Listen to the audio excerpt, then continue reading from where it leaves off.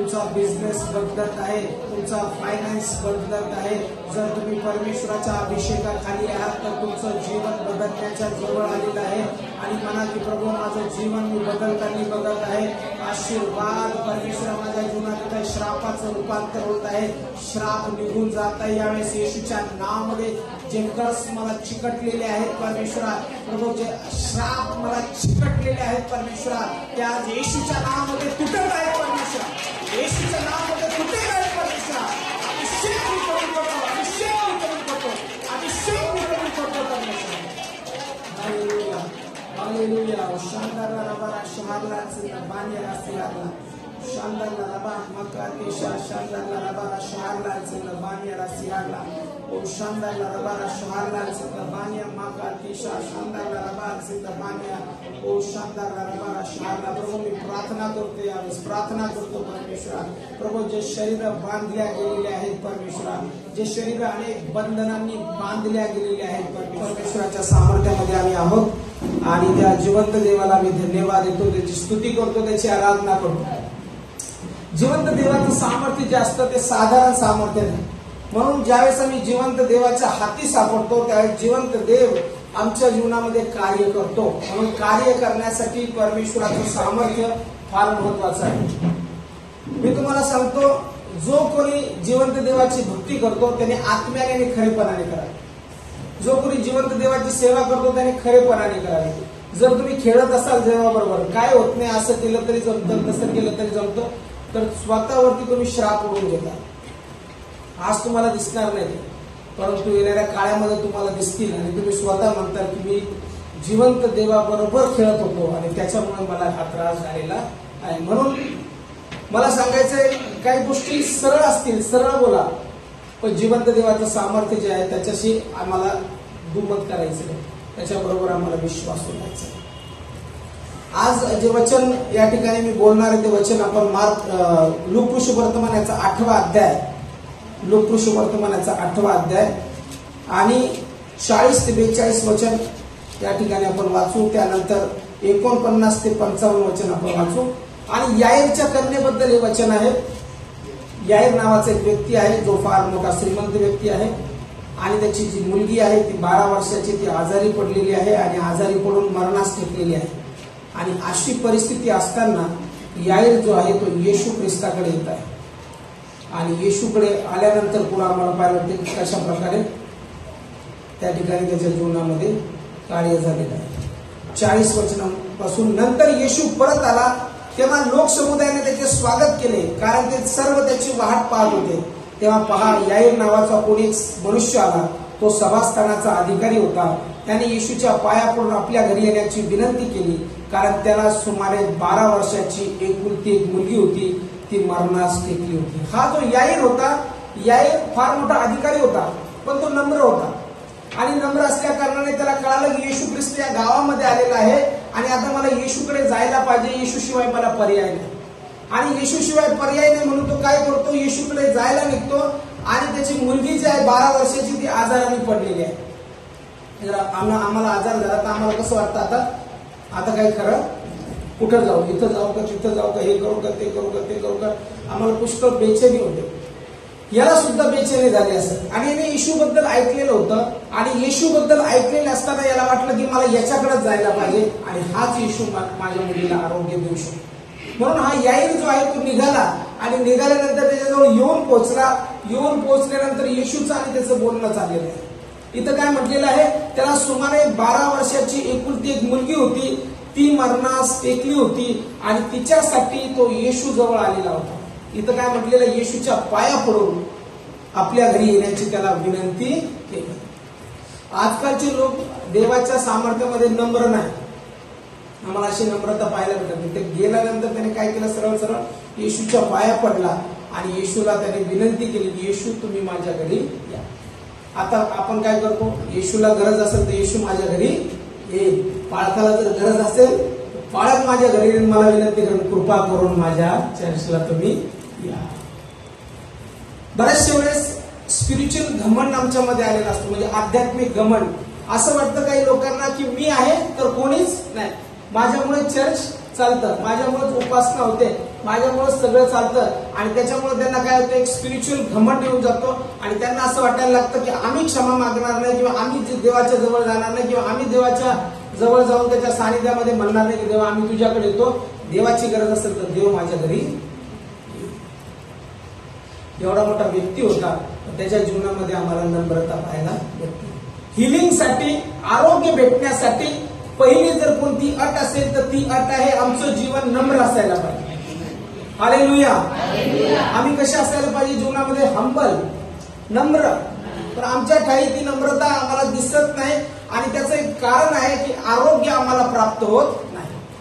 काही लोक स्पिरिच्युअली फार टाईट असतात आणि त्यांना असं वाटतं की जोपर्यंत स्वतः पास्टर किंवा देव स्वतः माझी भेट घेत नाही तोपर्यंत मला काही गरज नाही. द्यायचं असेल तर देवानेच मला आरोग्य द्यावं, तर मी काय झुकणार नाही. त्या ठिकाणी हा जो याईर आहे फार मोठा अधिकारी आहे आणि अधिकारी असताना देखील त्याची मुलगी ज्यावेळेस आजारी पडली त्याने स्वतःला नम्र केलं आणि नम्र करून तो म्हटला नाही असा की येशू काय सुताराचा मुलगा आहे, त्याला काय गरज आहे, त्याने माझ्याकडे यायला पाहिजे, कोणतरी नोकर मी पाठवतो आणि त्याच्याद्वारे त्याने यायला पाहिजे. सुताराचा मुलगा करतो आहे, कुठे एवढा मोठा माणूस आहे. कारण की येशू एका सुताराच्या घरामध्ये जन्माला आलेला, साधारण जीवन जगायचं. एक सुताराचा मुलगा म्हणजे तुम्ही समजू शकता त्याचं जीवन कसं असेल. आणि असा हा येशू ज्यावेळेस पवित्र आत्म्याच्या सामर्थ्याने भरल्या गेला त्यावेळेस तो ठिकठिकाणी गेला, त्यावेळेस या व्यक्तीला तसं वाटलं नाही की हा सुताराचा मुलगा आहे, पण याला असं वाटलं की याच्यावरती देवाचा आत्मा तर मला जाऊन त्याला विनंती करायला पाहिजे. म्हणून हा व्यक्ती निघाला आणि हा व्यक्ती निघून काय केलं, तो त्या सभास्थानाचा अधिकारी होता, तरी येशूच्या पाया पडून त्याला आपल्या घरी येण्याची त्याने काय केली, विनंती केली. मी तुम्हाला सांगतो, जर तुमच्या जीवनामध्ये तुम्हाला आरोग्य पाहिजे तर बी हंबल, नम्र राहा.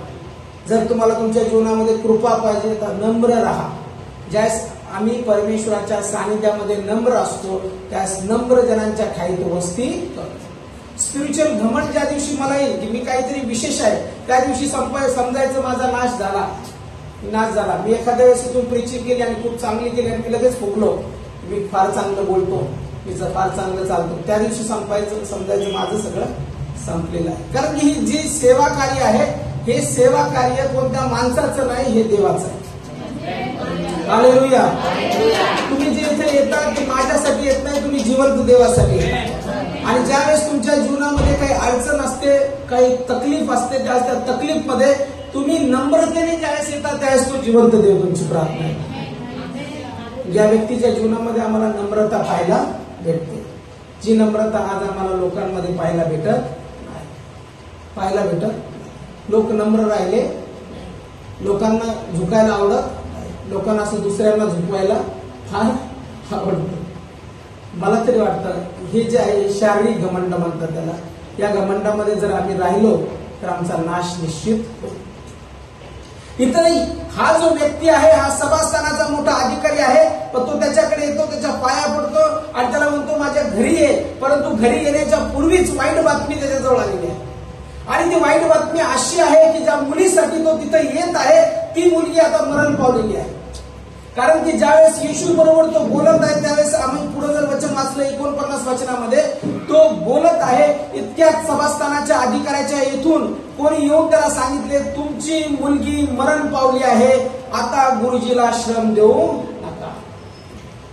ज्यावेळेस येशू बरोबर तो बोलत आहे, लीन आणि नम्र झालेला आहे आणि पाया पडून त्याला म्हणतो की येशू माझ्या घरी ये, असं ज्यावेळेस म्हणतो, असं बोलत असतानाच इथं त्याची मुलगी मरण पावली. जर तुम्ही असते तर काय केलं असतं? तुम्ही असते चला घरी, काय करा येशूचं, माझी मुलगी मरण पावली. एवढं मी विनंती करायला लागलो, एवढं पाया पडायला लागलो आणि काय झालं? काहीच झालं नाही, उलट नुकसान झालं. इथं येऊन चर्चला नुकसान झालं, आमचं आजारी पडलो, आमचं बिझनेस लॉस झाला आणि आमची मुलगी आता मरण. त्याच्यामुळे इथे येण्यात काय अर्थ? चला आपण दुसरीकडं. त्याने तसं केलं का? त्याने काय केलं? त्याची नम्रता त्याने सोडून दिली लगेच.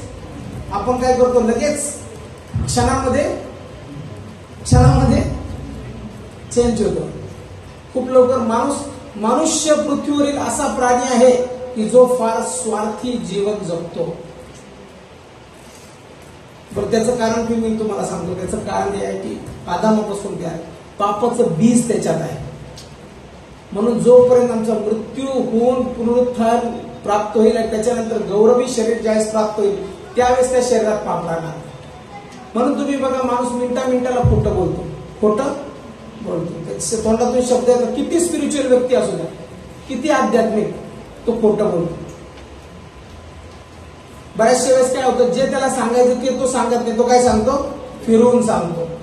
बरं, ज्यावेळेस तो सांगत असतो त्यावेळेस काय होतं माहितीये का, कोण ऐकत असते तिथं? पण आपल्याला काय वाटतं, इथं कोणीच नाही, इथं फक्त बाळासाहेब आहे, खोटं बोललं तरी चालतं. तसं नाही. स्पिरिच्युअल जग तसं नाही. आध्यात्मिक जगामध्ये खोटेपणा ज्यावेळेस करतो आम्ही त्यावेळेस तो खोटेपणा जिवंत देखील ऐकत असतो. Be real. जे आहे ते आहे. तुमच्याजवळ काय असो किंवा नसो, तुम्ही आज इथं उभे आहेत, इथं असो किंवा धुळीत बसो, पण जे परमेश्वराने दिलेलं त्याच्यामध्ये जे सत्य आहे ते सत्य आम्हाला करायचं.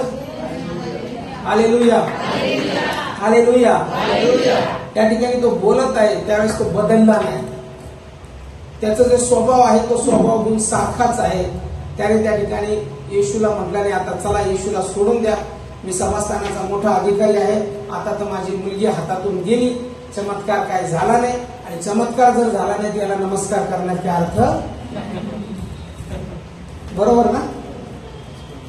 बरेचसे लोक येशूला चमत्कार झाल्यानंतरच नमस्कार करतात. जर चमत्कार झाला नाही येशूला ते सोडून देतात. तुम्ही चमत्कारासाठी आहात का? Are you for miracle? तुम्ही चमत्कारासाठी आहात? चमत्कार होतच राहतील, पण येशूने जे सार्वकालिक जीवन दिलेलं आहे ते जीवन जर आम्हाला प्राप्त झालं नाही तर काहीच प्राप्त झालं नाही. येशू चमत्कार करण्यासाठी, पण चमत्कार करावे म्हणून आम्ही येशूमध्ये बदलणार नाही. या ठिकाणी म्हटलेले सभास्थानाच्या अधिकाऱ्याबरोबर तो बोलत आहे आणि इतक्यात कोणीतरी येऊन म्हणतो, गुरुजीला श्रम देऊ नका, आता मुलगी मरण पावलेली आहे. परंतु येशूने त्या सभास्थानाच्या अधिकाऱ्याच्या जीवनामधला विश्वास बघितला आणि तो त्याला म्हणतो, भिवू नको. काय बघितलं त्याने त्याच्या जीवनातला? तुमचा विश्वास कुठे आहे? कोणत्या देवावर विश्वास? थोडस पोट दुखू द्यावर. येशू कुठं, बाळक कुठं, कोण कुठं? हा, आता मरतो का काय? छोट्या हाताने एवढं घाबरतो. बरं, तर कॅन्सर काय झालं कसं व्हायचं आपलं? आपण जीव सोडून देऊ. कशाचं येशू, कशाचं काय? कुठं चमत्कार भेटा, इथं जा, इथं भेटा, जाऊ, तिथं भेटा ना, कुठंच भेटा ना. येशू नकोच बाबा त्याच्यापेक्षा. आता काय खरं, विश्वास मात्र धर. हालेलुया. तुमची परिस्थिती किती बिकट असो, तुमच्या जीवनामध्ये गळ्यापर्यंत संकट आलेलं असो, तुम्ही म्हणो की मी आजारामध्ये जर्जर झालेली आहे आणि आता मी मरणार आहे, पण मला तुम्हाला सांगायचे, अशा मरणाच्या क्षणामध्ये देखील म्हणा की माझा विश्वास प्रभू येशू तुझ्यावर आहे. Hallelujah, hallelujah. आपला विश्वास कोणावरती आहे? जिवंत देवावरती आहे. जिवंत देवावरती. आमचा विश्वास कोणत्या माणसावरती नाही, तर आमचा विश्वास महान परमेश्वर प्रभू येशू ख्रिस्तावरती. या ठिकाणी ज्यावेळेस त्याने त्याच्या जीवनातला विश्वास बघितला त्यावेळेस येशू देखील त्याला म्हणाला, भिवू नका, विश्वास मात्र धरा, म्हणजे ती बरी होईल. आणि बरी होत असताना हाच विश्वास आमच्या जीवनामध्ये नसतो. मग तुम्ही 10 वर्षाचे विश्वासू असा, 20 वर्षाचे विश्वासू असा किंवा 30 वर्षाचे विश्वासू असा, स्वाभाविक गुण तुमच्यातला उफाळून येतो आणि शेवटी तुम्ही म्हणता की आता काही खरं नाही, आता सगळं संपलेलं आहे.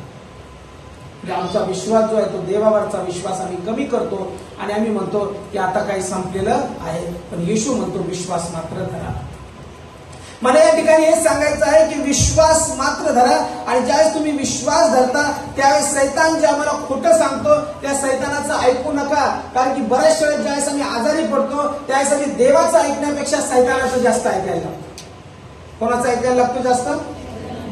सैतान काही खोटं पेरतो आमच्या मनामध्ये आणि काय वाटतं आम्हाला, देवाने हा आजार माझ्यावर टाकला आहे.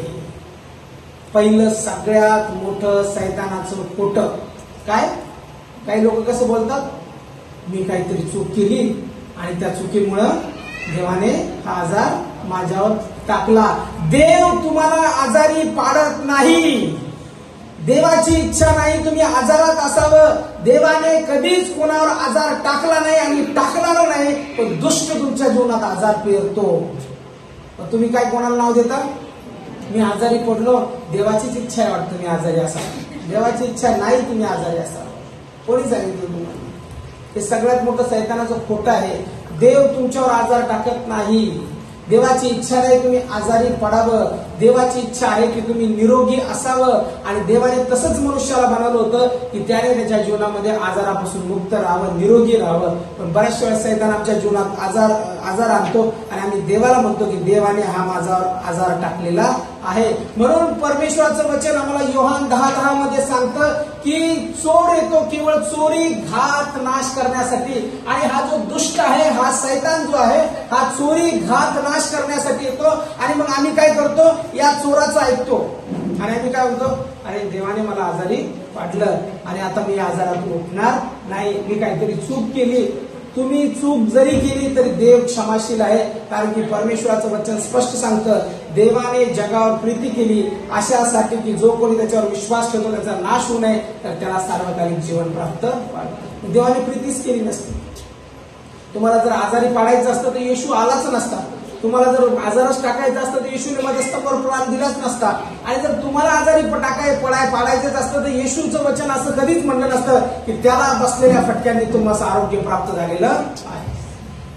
हालेलुया. म्हणा, देवाने माझ्यावर आजार टाकला नाही. त्याची इच्छा नाही मी आजारी असावे. आम्ही कोणाचं ऐकतो? मग मी आजारी असावे कोणाचं ऐकतो? कोणाचं ऐकतो? माझ्यावर आजार आला, मला दुखणं आलं, मला कोणी आजारी पाडलं, मला देवाने आजारी, हे मरण पावले, बघा ना यांचं असं झालं. कोणी आजारी, कोणी मारलं? देव मारतही नाही आणि देव आजारी पाडत नाही. हे सगळं काम दुष्टाचं आहे. कारण की आम्ही दुष्टाच्या हाती सापडतो आणि मग मृत्यू होतो आणि मग आजार येतात. आणि नाव कोणाला ठेवतो आम्ही? देव. म्हणून एक डोक्यातून खोटं काढून टाका. हे सैतानाने पेरलेलं खोटं आहे की देवाने माझ्या जीवनात आजार आणले. देव प्रेम आणि प्रेमच करतो. देवाची इच्छा आहे की आमचं जीवन तारल्या जावं. देवाची इच्छा आहे की आम्ही सार्वकालिक जीवनात प्रवेश करावं. आमचं शरीर सुदृढ आणि निरोगी असावं. ही आमच्या जिवंत देवाची इच्छा आहे. हालेलुया. हालेलुया. म्हणा, मी आजारातून मुक्त असावं ही माझ्या देवाची इच्छा आहे. कारण की माझा देव माझ्यावर पुष्कळ प्रेम करतो आणि माझ्यासाठी त्याने एकुलता एक पुत्र दिलेला आहे. येशू त्याने राखून ठेवला नाही. एकुलता एक पुत्र आमच्यासाठी त्याने दिलेला आहे. जर त्याची प्रीती नसती, त्याचं प्रेम नसतं मनुष्य जातीवरती, तर त्याने कधीच आपला एकुलता एक पुत्र या जगात पाठवला नसता आणि त्याला वधस्तंभावर मरू दिले नसतं. त्याच्यापासून तोंड फेरलं असं म्हटलेलं आहे. येशू ज्यावेळेस वधस्तंभावरती होता त्यावेळेस त्याच्या काही कोणताही दोष नव्हता. ते गाणं म्हणतो ना आपण, दोष नसता दोष लावला, दोष लाविला त्याच्यावर. दोष नव्हता त्याचा कोणताच, पण दोष लावला. तो दोष याच्यासाठी लावला की त्याला जे फटके बसणार आहेत, त्याला जे वधस्तंभावरती खेळण्यात येणार आहेत, त्याद्वारे ही सर्व मानवजात, हे सर्व पुत्र आणि कन्या यांचं तारण व्हावं, त्यांनी बदलल्या जावं, त्यांच्या जीवनात आजार नसावा, सार्वकालिक जीवनात प्रवेश करावा. तर आम्ही कोणाचं ऐकतो? सैतानाचं. म्हणून माझी इच्छा आहे सैतानाचं ऐकू नका. सैतान तुम्हाला फसवत आहे. सैतानासमोर म्हणू नका की हा तूच मला बरोबर आहे, देवानेच मला आजारी पाडलं आणि देवानेच माझ्या जीवनात आजार आणला, बरोबर आहे सैताना आणि मी तुझं ऐकतो, असं म्हणू नका. त्या सैतानाला धमकवा येशूच्या नावामध्ये आणि वचन घोषित करा की त्याला बसलेल्या फटक्याने मला आरोग्य प्राप्त झालेलं आहे, मी निरोगी आहे. मी सैतानाचं खोटं पण ऐकणार नाही. मी सैतानाचं खोटं पण स्वीकारणार नाही. विश्वास मात्र धर असं तो म्हणतो. कशाला विश्वास धर? याच्यासाठी विश्वास धर कारण की जो इथं उभा आहे तो सार्वकालिक जीवन देणारा इथे उभा आहे. जो इथं उभा आहे त्याच्यावरती देवाचा आत्मा आहे. जो इथं उभा आहे तो मृत्यू आणि जीवन याच्या पलीकडे आहे. जो इथं उभा आहे तो आदी आणि अंत आहे. पण फक्त तुझ्या अंतःकरणामध्ये तो विश्वास पाहिजे. आमचा विश्वासच कमकुवत पडतो. आम्ही आजारातून का बरे होत नाही? का बरे होत नाही? आम्ही एक तर घोषणा करत नाही आणि दुसरी गोष्ट आमचा विश्वास नसतो. खरं तुम्हाला सांगतो, तुम्ही किती स्पिरिच्युअल बसलेले असा तुम्हाला राग येईल, पण तुम्हाला खरं सांगतो तुमचा विश्वास जिवंत देवावर नाही. जर तुमचा विश्वास आहे तर मी तुम्हाला सांगतो आजारातून तुम्ही मुक्त होणार. Hallelujah, hallelujah, hallelujah. कारण मी आजारी नाही, मी आजारातून मुक्त आहे. परमेश्वराचं सामर्थ्य किंवा प्रभू येशू जो त्या ठिकाणी उभा आहे त्याचं सामर्थ्य, जो देवाचं सामर्थ्य त्याच्या ठाई आहे आणि तो त्याला सांगतो की भिऊ नको, विश्वास मात्र धर. मी परत सांगतो, हा विश्वास जो आहे तो शरीरातून येणाऱ्या विश्वासाबद्दल मी बोलत नाही. देवापासून येणारा विश्वास, आत्म्यातून येणारा विश्वास. शरीरासाठी मी तर म्हणाल चला मला बरं व्हायचं, मला बरं व्हायचंय, चला ठीक आहे मी विश्वास ठेवतो, ते विश्वासाबद्दल मी बोलत नाही. मी आत्मिक विश्वासाबद्दल बोलतो की जो विश्वास देवापासून येतो आणि त्या विश्वासामध्ये कोणताही संशय नसतो. मग काही जरी झालं तरी चालेल, पण माझा विश्वास आहे माझा देव माझ्यासाठी कार्य करतो. तो म्हणतो की आता श्रम देऊ नका, पण तो म्हणतो, येशू म्हणतो त्या सभास्थानाच्या अधिकाऱ्याला आणि त्या लोकांना, भिऊ नका, विश्वास मात्र धरा. पण दुष्ट जो आहे तो काय करतो, तो म्हणतो की हा आजार जो आहे, जे संकट येतात ते फक्त आणि कोण टाकतो, देव टाकतो. पण देव टाकत नाही, देवाची इच्छा आहे तुम्ही बरं. जर तसं असतं तर येशू पण म्हटलं चला बरं झालं, आता ती मरून गेली, चला संपल्या एकदाच, चला पुढे असं तुम्हाला. इथं काय म्हटलेलं आहे की श्रम देऊ नका, तो म्हणतो भिऊ नका, ती बरी होईल. नंतर त्या घरी आल्यावर त्याने पेत्र, योहान, याकोब, मुलीचे आईबाप यांच्याशिवाय आपणाबरोबर कोणालाही आत येऊ दिले नाही. इथं सगळ्यांनाच त्याने आत येऊ दिलं. का आता येऊ दिलं नसेल बरं सगळ्यांना त्याने, येशूने? त्याच्याबरोबर तो 12 शिष्य होते, 12 शिष्यांना पण आत येऊ दिलं नाही. का येऊ दिलं नाही? फक्त 3च घेतले सोबत. का घेतले असेल 3च शिष्य सोबत? हा, 12चा विश्वास नव्हता का? 12 लोकांचा विश्वास नव्हता? 12 लोकांचा विश्वास नव्हता का? 12 शिष्य येशू बरोबर राहायचे, पण येशूने मोजून 3च घेतले सोबत आणि बाकीच्याला म्हणलं तुम्ही बाहेर उभा राहा. का बरं तसं केलं असेल? हा, आतमध्ये गेल्यावर काय केलं असतं त्यांनी? आता काय माहिती. 12च्या 12 जण जरी त्याच्याबरोबर राहायचे, सगळ्याच जणांचा तसाच स्ट्रॉंग विश्वास नसतो. सगळ्यांचा विश्वासाचा स्तर असतो. सगळेजण एका रांगेमध्ये नसतात. जरी दिसतात सगळे स्पिरिच्युअल, बोलतात सगळे स्पिरिच्युअल, आध्यात्मिक असतात, पण विश्वासामध्ये स्तर असतो. जास्त मोठ्याने उठून प्रार्थना करणारा फार विश्वासू गलत आहे बरं का. आणि कमी हळूच आवाजात प्रार्थना करणारा कमी विश्वासू असं काय नाही. कमी प्रार्थना करणारा खूप मोठा विश्वास असू शकतो. विश्वासाचा स्तर आहे. येशूने फक्त 3च जण घेतले. का घेतले 3 जण? कारण त्याला माहिती की 3 जणांचा पूर्ण विश्वास आहे, मी जे काही करणार आहे ते होणार आहे. मी जे करणार आहे ते. यहूदा इस्करियोत पण त्यांच्या बरोबर राहायचं. एका ठिकाणी यहूदा इस्करियोतचं बोलणं पहा. ज्यावेळेस लाजार मृत्यू पावतो, लाजार मृत्यू पावल्यानंतर ते म्हणतात चला आपण काय करू, आता लाजार जो मेलेला आहे तो झोपी गेलेला आहे त्याला उठवायला जाऊ. त्यावेळेस शिष्य काय म्हणतात, एक शिष्य काय म्हणतो त्या ठिकाणी, चला आता तो मेला आपण पण मरायला जाऊ. काय म्हणतो, ते तिकडे मेलाय आणि म्हणतो झोपी गेलाय, आपण पण जाऊ आणि त्याच्याबरोबर मरू. म्हणजे त्याचा विश्वासच नाही की येशू त्याला मरणातून उठवणार आहे. तुमचा विश्वास कुठे? तुमचा विश्वास नाही. आम्ही ज्यावेळेस विश्वास ठेवतो त्यावेळेस विश्वासामध्ये फार तफावत असते. आणि मग आम्ही म्हणतो की येशू माझ्या जीवनात कार्य कर. कसा येशू कार्य करेल? कसा येशू आमचं जीवन आशीर्वादित करेल? कसा येशू आमच्या जीवनामध्ये अद्भुत कार्य करेल? कारण की आजही तुमचा विश्वास येशूवरती नाही. आजही तुमचा विश्वास 2 ठिकाणी स्थिर झालेला आहे. म्हणून सगळ्यात पहिली प्रॉफेसी जी आली तीच आली की आजही तुम्ही 2 धन्याची चाकरी करत आहात. एलियाला ज्यावेळेस पकडून आणलं कर्मेल डोंगरावरती, त्यावेळेस एलिया एकटाच होता जो जिवंत देवावर विश्वास ठेवत होता. जो आकाश आणि पृथ्वीचा निर्माण करता देव त्याच्यावरती तो विश्वास ठेवत होता. आणि 450 त्या काळामध्ये बाल नावाचं दैवत होतं आणि बाल नावाची जी मूर्ती होती त्याला लोक भजायचे.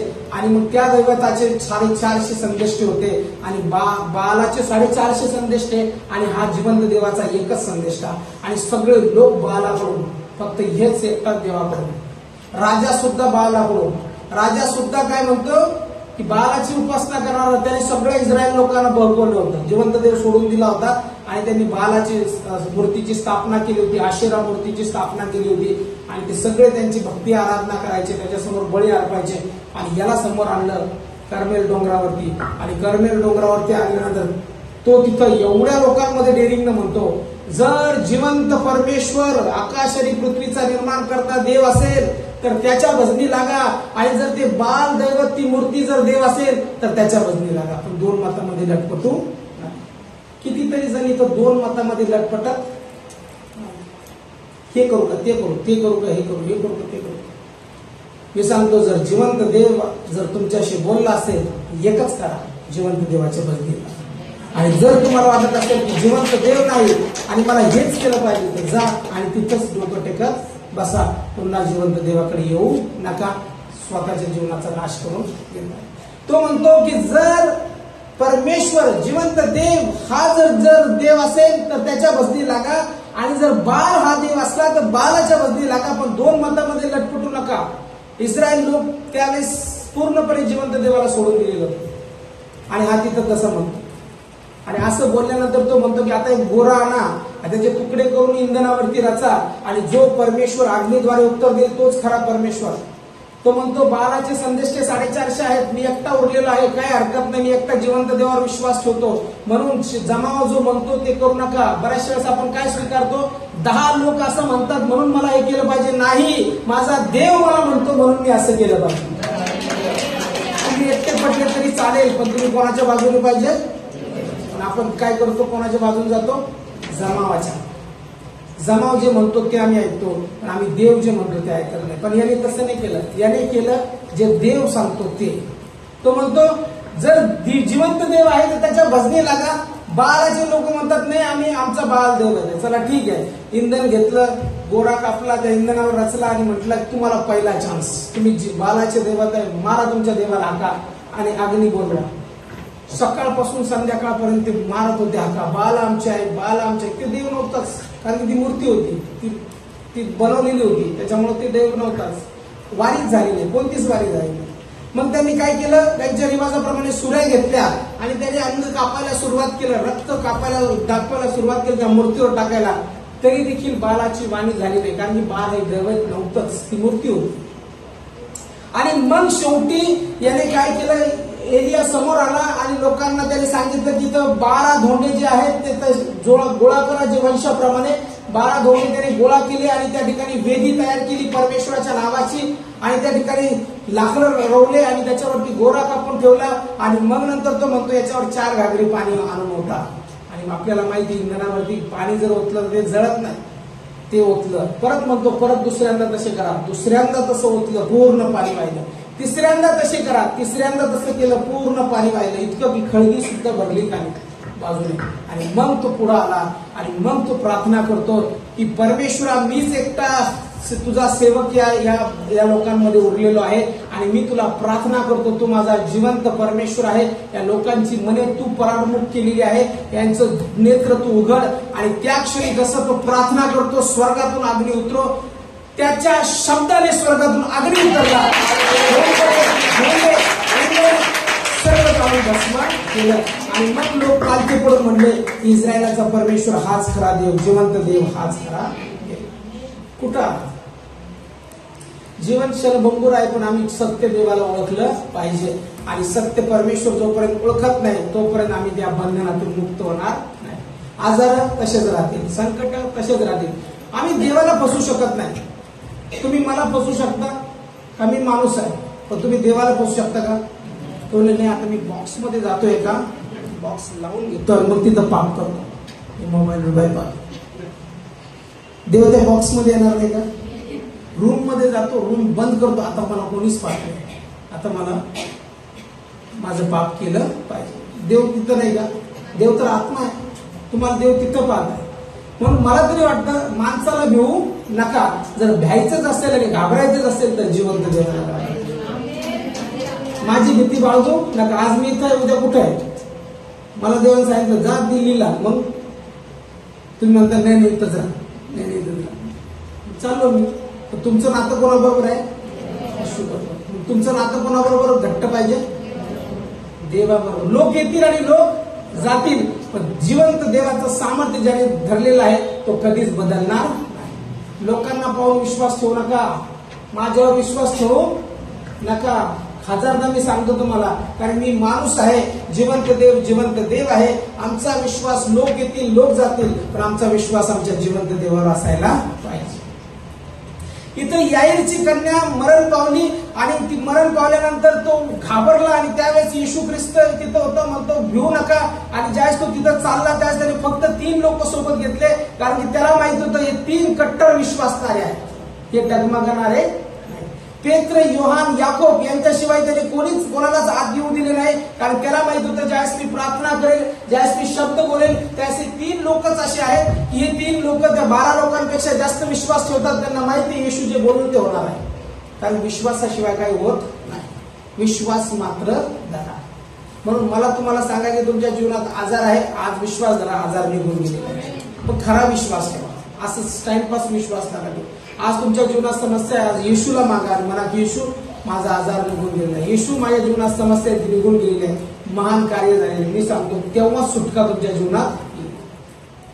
श्रापित जीवन फक्त अवज्ञा केल्याने येतं. विश्वास आमचा ज्यावेळेस आम्ही देवावरचा कमी करतो आणि आम्हाला देव दिसत नाही म्हणून आम्ही म्हणतो मला देव दिसत नाही, मला दिसणारे देव पाहिजे, म्हणून हे देव नको मला. आणि ज्यावेळेस आम्ही दिसणाऱ्या देवाकडे जातो आणि म्हणतो आता हे खरे देव, आणि ज्यावेळेस जिवंत देवाचा विश्वास कमी करतो त्यावेळेस आम्हाला वाटतं आता याच्यामध्ये आम्हाला भरपूर धनसंपत्ती येणार आहे. पण ती धनसंपत्ती जरी तुमच्याकडे आली ती क्षणिक आहे. एक दिवस त्या धनाचा आणि त्या संपत्तीचा नाश होईल आणि तुमच्यावरती फार मोठे श्राप येतील. आणि मग तुम्ही म्हणताल अरे मी जिवंत देवाचं सामर्थ्य सोडलं, आज माझं घर श्रापित आहे, माझे लेकरं श्रापित आहेत, माझा सगळा परिवार श्रापित झालेला आहे. लक्ष, बी केअरफुल, तुम्ही कुठं माथा टेकवत आहात. स्वतःचं वास ठेवा आणि स्वतःचा आत्मा जर देवाच्या स्वाधीन केलेला आहे, एकच ठरवा की मी माझ्या जिवंत देवाची आराधना करणार. हालेलुया.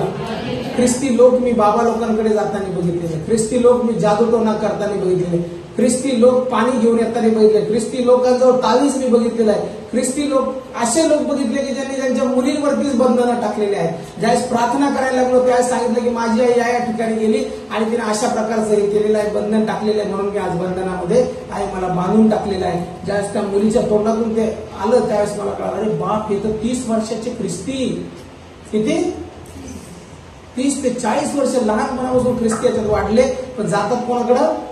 जादूटोणावाल्याकडं. आणि तिथून काय करून येतात? आणि आपण पाहताना काय म्हणतो, हे लोक येशूचे आहे. येशूचे लोक जाऊन बाबा लोकांकडे जाऊन बसतात आणि काय करतात? कोणावरती विश्वास ठेवतात? नका करू. देवाला धोका नका देऊ. तुम्ही माणसाला धोका देऊ शकता, देवाला धोका देऊ नका. श्राप ओढून घेऊ नका. विश्वास जर धरलाय तर एकच विश्वास धरा, मी माझं सर्वस्व माझ्या जिवंत देव. शरीर, संपत्ती, सुख क्षणिक आहे. काही काळासाठी आम्ही या पृथ्वीवर आलेलो आहोत, पुन्हा आम्हाला त्याच्याकडे जायचं आहे. पण ज्यावेळेस तुम्ही न्यायसनासमोर उभे राहताल त्यावेळेस तुम्ही तिथं अपराधी ठरले नाही पाहिजे. न्यायसनासमोर उभे राहताल त्यावेळेस असं म्हणलं नाही पाहिजे 10 लोक मला हे करायला लावत होते म्हणून ते मी केलं आणि मला माझा सगळा जमाव तिकडे होता म्हणून मी ते केलं आणि म्हणून मी त्या गोष्टी केलेल्या आहेत. नाही, येशू म्हणेल की जर तू मला जगासमोर स्वीकारलं तर मी तुला पित्यासमोर स्वीकारत आहे आणि धर हा मुकुट मी तुझ्या मस्तकी घालत आहे. हालेलुया. आम्ही कोणत्या मुकुटासाठी झटत आहोत? इथं विश्वास जो आहे त्या विश्वासामध्ये आम्ही अधिक वाढलो पाहिजे. म्हणून आमची आम्ही जे परमेश्वरावर विश्वास ठेवतो त्या विश्वासामध्ये संशय नसला पाहिजे. म्हणून 3 जणांना त्यांनी आत घेतलं आणि आत घेतल्यानंतर त्या ठिकाणी जे शोक करत होते, जे रडत होते, त्यांना तो म्हणतो की मुलगी मेली नाही तर ती झोपेत आहे. आणि जसं तो म्हणतो झोपेत आहे तरी ती मेली आहे हे ठाऊक असल्यामुळे त्याला ते हसू लागले. बघा, म्हणून येशू घेऊन जात नव्हता सगळ्यांना. जसं त्याने सांगितलं की मुलगी झोपेत आहे त्यावेळेस बाकीचे काय करायला लागले? ज्यावेळेस तुम्ही सांगता नाही देव आता चमत्कार करणार त्यावेळेस बाकीचे लोक काय करतात? लगेच हसायला. हसणाऱ्यांना हसू द्या, पण तुमचा विश्वास कमी करू. बऱ्याचशा वेळेस आपण काय करतो? हसणाऱ्यांच्या बरोबर अरे मला हसले ते, माझा अपमान झाला, आपण नको प्रार्थना करणंच नको, मला नाही वाटत काय होणार. तुम्ही जिवंत देवाचा विश्वास कमी करा. इथं ज्यावेळेस ते हसत आहेत त्यांच्याकडे तो लक्ष देत नाही. म्हणजे बऱ्याचशा वेळेस तुम्हाला जर कोणी पाठीमागं खेचत आहे, तुमचे पाय ओढत आहे आणि तुम्हाला म्हणत आहे काही जाऊ नका तिथं, काही प्रार्थना करू नका येशूची, काही गरज नाही प्रार्थना करण्याची, काही होत नाही, काही झालेलं नाही आतापर्यंत, आणि असं ज्यावेळेस म्हणतात त्यावेळेस त्यांच्याकडे लक्ष देऊ नका. तुम्हाला जे हसत आहेत, नावं ठेवत आहेत, त्यांच्याकडे लक्ष देऊ नका. तर जो जिवंत परमेश्वर, जो कार्य करणारा देव, त्याच्याकडे तुम्ही लक्ष द्या आणि म्हणा की माझा तर माझ्या प्रभूवर विश्वास. आजच्या काळाची गरज आहे खरे विश्वासणारे बनणं. आता सध्या जे काळ आहे त्यामध्ये डुप्लिकेट विश्वासणारे जास्त वाढलेले आहेत, की जे विश्वास देवावरती ठेवतच नाही. त्यांना सगळीकडे जायला आवडतं आणि सरते शेवटी कोणाकडे यायला आवडतं. सगळं झाल्यावर सगळं करून थकल्यावर कोणाकडे येतं. ख्रिस्ती लोक देखील ख्रिस्तावर विश्वास ठेवत नाही. आता काही जण सणासुदी आले तिकडे ते अडकलेले असतील, ते ख्रिस्ती नाहीत. ते ख्रिस्ती नाही. ख्रिस्ती अभिषेक, ख्रिस्त म्हणजे अभिषेक, ज्याच्या मस्तकावरती पवित्र आत्म्याचा अभिषेक आहे, तो चुकीच्या गोष्टी करत. म्हणून खरे विश्वासणारे जे आहेत ते वेगळे असतात. येशू ज्यावेळेस आज जातो त्यावेळेस लोक हसतात, त्यांच्याकडे त्याने लक्ष दिलं नाही. पण ज्यावेळेस तो तिथं गेला आणि ती मुलगी जी त्या ठिकाणी मृत झालेली होती, तिच्या हाताला त्याने धरलं आणि तो म्हणतो मुली उठ असे मोठ्याने म्हटले, तेव्हा तिचा आत्मा परत आला आणि ती तात्काळ उठली. Hallelujah, hallelujah. प्रभू येशूला म्हणा की माझ्या जीवनामध्ये जी समस्या आहे, माझ्या जीवनामध्ये जे अडखळण आहे, माझ्या जीवनामध्ये जे आजार आहे, माझ्या जीवनामध्ये जी समस्या आहे ती तुझ्यासाठी क्षुल्लक आहे. जसा विश्वास या याईरने ठेवलेला आहे तसा मी विश्वास ठेवतो आणि माझ्या समस्येला म्हणतो येशूच्या नावात तात्काळ उठ, आणि त्या क्षणी ती निघून जाईल. पण आम्ही असं काही बोलत. म्हणून कितीही जुना ख्रिस्ती असो, माझा त्याच्यावर विश्वास नाही जोपर्यंत त्याचं कॅरेक्टर चांगलं नाही. काय चांगलं नाही? Character is very important than speech. चारित्र्य हे फार महत्वाचं असतं बोलण्यापेक्षा. बोलण्यावर जायचं, आपण कशावर जातो? दिखावा आणि कपडे घातले भारी असत, कपडे घातले का भारी असत. बोलणं जर असलं तर आम्ही काय म्हणतो, हाच खरा.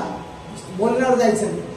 कशावर जायचं? माणसाच्या त्याचं ऑब्झर्वेशन करायचं, तो कसा राहतो, कसा वागतो, त्याचं चारित्र्य कसं आहे, त्याच्या जीवनामध्ये तो कसा जगत आलेला आहे, त्याचा लहानपणापासून अभ्यास करायचा. तुम्हाला अभ्यास करायचं शिकवतो मी लोकांना. त्यांना आत्ताच बघायचं नाही, पहिल्यापासून ते कसे वागत आले आणि परावर्तित झाल्यानंतर ते कसे वागले आणि आता सध्या कसं वागत आहे. बोलण्याकडे नाही जायचं. बोलण्यात कोणी बोलतं? राजकारणी लोक किती बोलतात, हे रस्ता बनवून एवढा फुटाचा बनवून आणि मग इथं बोर टाकून तुमच्या लगेच इथं लगेच राहतील, लाईट लागले राहतील. बापरे, किती सुविधा करणार आहे. तुम्ही ते घरबीर बघायला जा, ते लोक कसं खोटं बोलतात बघा तुम्ही. इथं 100 कोटी रस्ता जाणार आहे, इथं मोठं नवीन मार्ग येणार आहे, इथून असं होणार आहे, तिथून तसं होणार आहे. आणि काही दिवसांनी पाहतो ते सगळे सोडून आपले बॉलनी भकास, तिथे एक लाईट सुद्धा लागणार.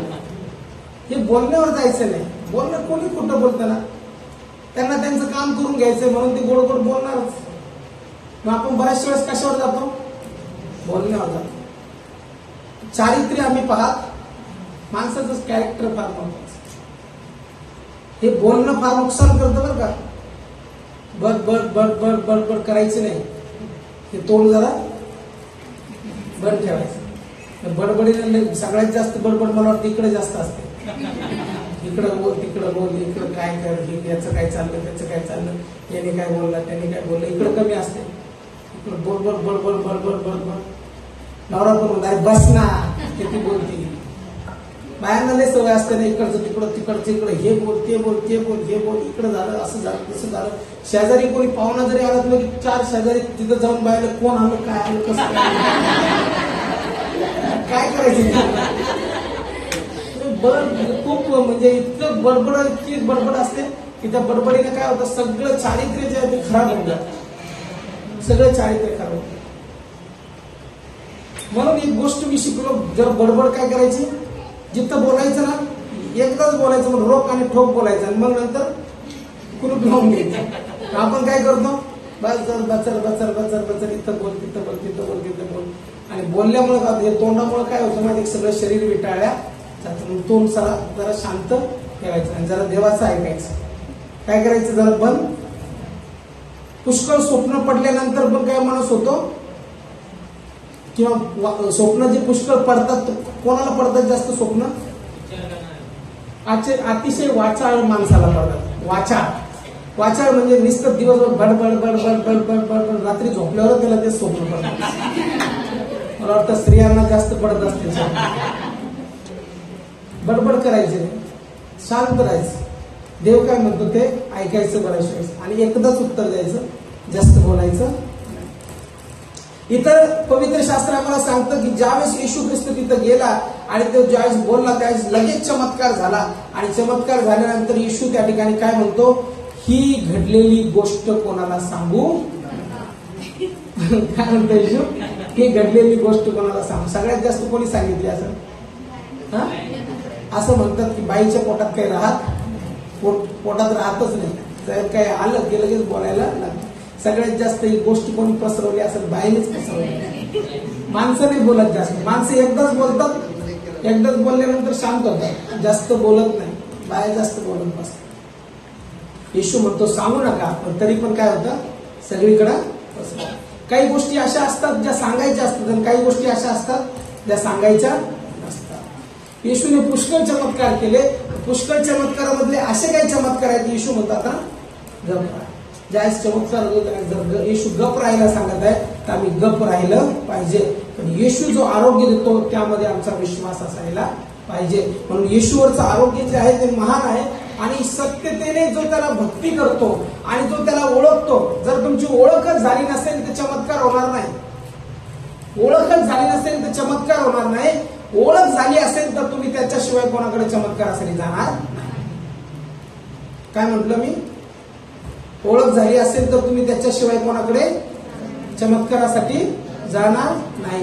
पण जर ओळख झाली नाही तर तुम्ही निश्चित जाऊन 4 ठिकाणी आणखी अजून जाऊन चव घेणार की इथं येशू कसा आहे, किंवा इथं कसे आहे, इथं कसं आहे, किंवा इथं डोकं टेकायला पाहिजे. म्हणून आमची खरी ओळख जी आहे ती प्रभूमध्ये आहे. आणि प्रभू आमच्यावर आजार आणत नाही, देव आमच्यावर आजार आणत नाही, सैतान आमच्यावरती आजार आणतो. पण येशू किंवा आमचा जो देव आहे जिवंत परमेश्वर, तो आम्हाला आजारातून मुक्त करतो. म्हणून आजच्या काळामध्ये देखील आरोग्य आहे. काही लोक म्हणतात की आजच्या काळामध्ये चमत्कार होत नाहीत, ते चमत्कार फक्त त्या येशूच्या काळामध्ये झाले, आता होत नाही, प्रेषितांच्या काळातच झाले. तर तसं जर वचन सांगतं तर ते वचन खोटं आहे की काल आज आणि युगानुयुग येशू सारखाच आहे. खोटं आहे. इथं बसणं व्यर्थ आहे. जर येशू चमत्कारच करत नाही तर कशाला बसायचं? येशू जर काल आज आणि युगानुयुग सारखाच नाही तर मग त्याच बायबलच्या काळात चमत्कार करत होता, मग आता कशाला बसलो आपण? आता कशाला त्याची भक्ती करतो? काही गरज नाही. येशू नाहीच ना. मग काही लोक म्हणतात चमत्कार आज होत नाही. काही मंडळामध्ये प्रार्थना केल्या जात नाही आरोग्यासाठी, काही मंडळामध्ये सैतानासाठी प्रार्थना केल्या जाते. त्या काळात चमत्कार व्हायचे, आता चमत्कार होत नाही. मग आता जर चमत्कार होत नाही तर आता देवच नाही. मग देवच नाही तर मग भक्ती कशाची?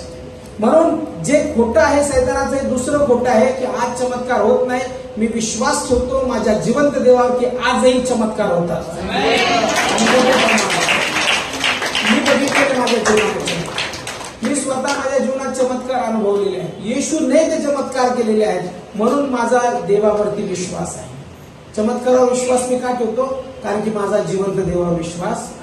काल आज आणि युगानुयुग येशू सारखाच आहे. जे म्हणतात की आजही चमत्कार होत नाही त्यांना म्हणा येशूच्या नावामध्ये मी विश्वास ठेवतो की जो येशू काल जिवंत होता, आज जिवंत आहे आणि तो युगानुयुग जिवंत आहे.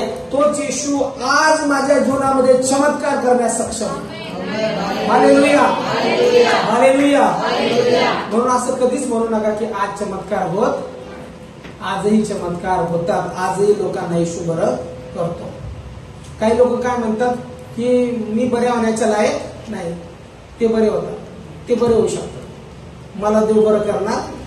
हे खोटं आहे सैतानाचं. असं म्हणू नका की मी बरंच होणार नाही, मी आयुष्यभर याच आजारात राहणार नाही, असं म्हणूच नका. कारण की तुमच्या मुखाद्वारे तुम्ही श्राप पडून घेता.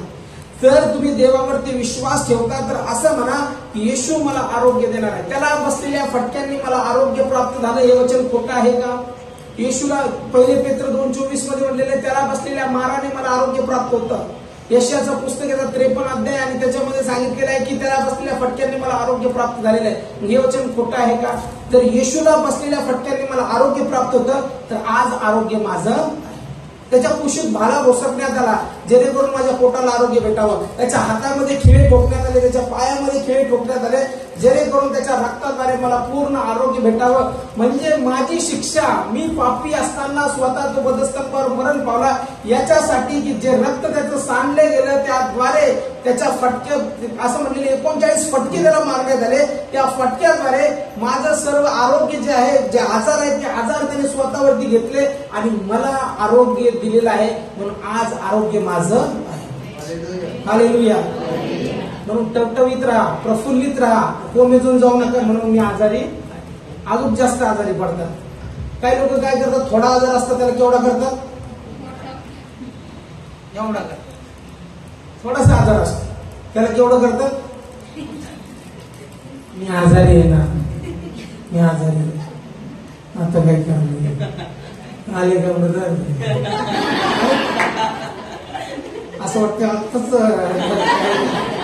म्हणजे विश्वास कुठे तुमचा, एवढे घायल नका हो. तुम्ही मरणार नाही. तुमचा विश्वास कोणावर आहे? जे जिवंत देवाने जे आयुष्य तुम्हाला दिलेलं आहे ते तुमच्या मुखात आहे. तुम्ही म्हणता तुम्ही आजारी आहात, तुम्ही सांगतो तुम्हाला त्या आजारातून कोणीच बरं करू शकणार नाही. तुम्ही म्हणता मी निरोगी आहे, आजच बरे झाले. काय आजार आहे तुम्हाला, तो आजार बोला आणि मला येशूच्या नावामध्ये त्याचं रक्त मी कबूल करतो, आज मी पूर्ण बरा आहे, झाले बरे. आपण काय जाऊन बसतो, आजार. सैतान पण खुश होतो, बघ तुझा मुलगा कसा म्हणतो, बघ तुझी मुलगी कशी म्हणते, मी आजारी आहे, अजून टाकतो याच्यावरती आजार, अजून याला जास्त आजारी पाडतो. येशूच्या बसलेल्या फटक्यांनी मी निरोगी झालेलो आहे. माझ्या जीवनात कोणताही आजार नाही, कारण की येशूने मला समृद्धीमध्ये आणि निरोगी राहण्यासाठी पाचारण केलेलं आहे. हालेलुया. काही जण नेहमी काय म्हणतात, मी आजारी आजारी आजारी आजारी, मी त्रासात आहे आणि ती खरंच त्रासामध्ये जीवन जगतात. एक साक्ष मी ऐकली होती की 39 वर्षाचा मुलगा होता, तरुण, आणि तो आजारी असताना एक सेवक तिथं प्रार्थना करण्यासाठी गेले आयसीयू मध्ये, आणि देव त्या सेवकाला म्हणतो की याच्यासाठी प्रार्थना करू नको, हा मरणार आहे. आणि त्या दिवशी त्या सेवकाने प्रार्थना केली नाही त्याच्यासाठी, जस्ट नॉमिनल प्रार्थना केली. घरी आले आणि त्यांनी प्रार्थना केली. फार मोठे देवाचे सेवक ते आहेत. त्यांनी प्रार्थना केली, देवा असं का तुम्हाला म्हटलं की तू तर म्हणतो आजारातून बरे कर, आणि तू का म्हणाला की तो मरणार आहे, तू नको प्रार्थना कर. मग त्याने सांगितलं की हा लहानपणापासून याचं कन्फेशन होतं, आणि त्याने जाऊन त्याच्या घरच्यांना पण विचारलं सेवकाने की हा कसा होता. तर काय माहिती काय झालं, हा नुसता असंच म्हणायचा, मी काही जास्त दिवस जगणार नाही, मी 40 वर्षच जगणार आहे, मी 40 वर्षच जगणार आहे, आणि माझं काय आयुष्य इतकं मोठं नाही, मी मरणार आहे असंच म्हणायचं. आणि खरंच त्याचं 39व्या वर्षी मृत्यू झाला. त्याने काय बोलले तुझ्या मुखाद्वारे, काही लोक काय बोलतात, मी मरणार आहे, आता काही खरं नाही, आता हार्ट अटॅक आला, आता सगळं संपलं, आता सगळं गुंडाळा, आता घर सोडून चाललं, लेकरांना बोलवा. ते उद्या मारायचं ते कधी म्हणतो. कोरोनामध्ये बरेचसे लोक, तुम्हाला सांगतो, कोरोनाने मेले नाही, कोरोनाने मेलेच नाही. ते कशाने मेले माहितीये का, हार्ट अटॅक आला त्यांना. हार्ट अटॅक, काय चिंता, इतकी चिंता, आता काय होईल, कसं होईल, काही होत नाही. कचऱ्यामध्ये फेकलेलं बाळ सुद्धा तुम्हाला वाटत असेल की खूप चिंता तुम्ही करता तुमच्या लेकरांबद्दल, खूप चिंता तुम्ही करता स्वतःच्या प्राणाबद्दल, जीवाबद्दल. तुम्हाला सांगतो, कचऱ्यामध्ये फेकलेल्या लेकराची सुद्धा परमेश्वर काळजी घेतो. आपल्यापेक्षा जास्त काळजी आहे त्याला. आपण काय म्हणतो, काय होईल माझ्या लेकराचं, कसं देवदार तुझावर पहिले जा, काय होत नाही कोणाचं, कोणा वाचून काही राहत नाही कोणाचं. तुम्ही गेल्यानंतर असं म्हणू नका ते जेवण सोडून देतील, तुम्ही गेल्या ते 1 किलो आणतील शिजून खातील, तसं काही होत नाही. कोणी गेल्याने कोणाला काही फरक पडत नाही. जे संसार चालत आलेला आहे, जे जग चालत आलेलं आहे ते चालूच राहणार. मी असो किंवा नसो, त्यामध्ये काही होत नाही. म्हणून आपल्या असल्याने आणि आपल्या नसल्याने कोणाला फरक पडेल हा जर तुम्ही विचार करत असाल तर तुम्ही चुकीचा विचार करत आहात. कारण की तुमचं प्रेम फक्त आणि फक्त कोणावर पाहिजे, जिवंत सोल टाईम म्हणतात. थोडक्यात थोडं विषयांतर होईल पण एक सांगतो मनात आलं म्हणून. माझ्या देवापेक्षा माझ्या पत्नीवर प्रेम नाही पाहिजे. माझं माझ्या देवापेक्षा माझ्या पत्नीवर प्रेम नाही पाहिजे. माझा जीव माझ्या देवामध्ये जास्त पाहिजे, मग नंतर माझ्या पत्नीमध्ये पाहिजे, त्यानंतर माझ्या लेकरांमध्ये पाहिजे. पण आपला जीव कोणात असतो? पत्नीमध्ये. काही जणांचा कोणात असतो? प्रेयसीमध्ये. सोलटाय असते. सोलटाय फार खतरनाक आहे. माझं प्रेम जर माझ्या मुलावर जास्त असलं माझ्या देवापेक्षा तर ते माझ्यासाठी सोलटाय आहे. जर मी माझं प्रेम माझ्या मुलाप्रती जास्त बाळगतो आणि देवाप्रती कमी करतो याचा अर्थ मी शरीरासाठी इथं जे पृथ्वीवर आहे त्याला गच्च धरून बसतो. कारण माझा मुलगा माझ्यापेक्षा जास्त त्याचा आहे. कारण मला शरीराने त्याचा जन्म झाला इथं, तो माझ्या घरात जन्माला आला, पण तो देवाने पाठवलेला आहे. देवाचा आत्मा त्याच्यामध्ये टाकलेला. देव एक दिवस तो तिकडच परत जाणार, मी पण तिकडच जाणार आहे. मग माझं प्रेम माझ्या इथं पृथ्वीवरती असणाऱ्या लोकांपेक्षा माझं जास्त प्रेम कोणावर पाहिजे? माझ्या जिवंत. म्हणून जीव अडकू नका कोणात. आपला जीव कसा असतो? अडकतो एकदम. एखाद्या व्यक्तीला मी इतकं प्रेम करतो, याचं कसं होईल, त्याचं कसं होईल, काय कसं होईल, काय कोणाचं होत नाही. ज्याला देवाने इथं पाठवलं तो जगणार आणि जितकं आयुष्य दिलं तितकंच जगणार आणि त्याच्यानंतर तो पुन्हा देवाकडे जाणार. म्हणून आपलं प्रेम जे आहे, आपला सोलटाय जे म्हणतात आपण, तो सोलटाय फक्त आणि फक्त जिवंत देवाबरोबर असला पाहिजे. आपलं पहिलं प्रेम देव आणि मग नंतर बाकीचे सगळे असले पाहिजे. नाही तर आपलं पहिलं प्रेम कोण असतं? पहिलं प्रेम शरीराने जे दिसतात ते असतं.